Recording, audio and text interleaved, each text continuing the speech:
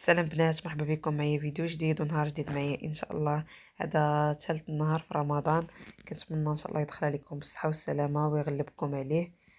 شكرا للبنات بزاف اللي دخلوا عندي القناه جداد، وشكرا لكم على الدعم ديالكم والكومنتات الزوينين ديالكم. شكرا لكم على التحفيز ومرحبا بكم معايا مره اخرى. المهم انا جيتكم بواحد الفيديو ديال هذا فلور رويال، كيجي صراحه غزال السحور، كيجي واحد الدافي صراحه زوين بزاف وكيجي كرايمي. مهم كنتمنى يعجبكم الفيديو ونكون خفيفه على قلوبكم. ما تنسونيش من الدعم ديالكم، واحد جيم واحد كومونتير. مهم بقاو مع المقادير وطريقه التحضير.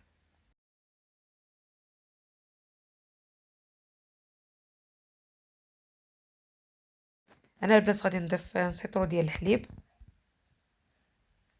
وكاس ديال الكريمه. كنستعمل انا ديك كريمه هولالا، نتوما استعملوا اللي كتفضلوا. وهنا غادي نضيف 2 فلو ديال الشينوا ديال درهم. نتوما الفلو اللي كتحبوا، هذا هو الصراحه اللي كيجي فيه غزال. هما باش معروفين طنجاوه، هاد فلو خرجوه طنجاوه. هنا غادي نضيف هاد الفرو رويال اللي كيدير 15 درهم 16 درهم على حساب، وكيجي مع هاد العسل ديالو اللي غنضيفوه ان شاء الله في الاخير. صافي هنا من بعد غادي نخلط المكونات في كاسرونه ونضيفهم في البوطه يغلاو مزيان حتى تطلع معاهم الغليه.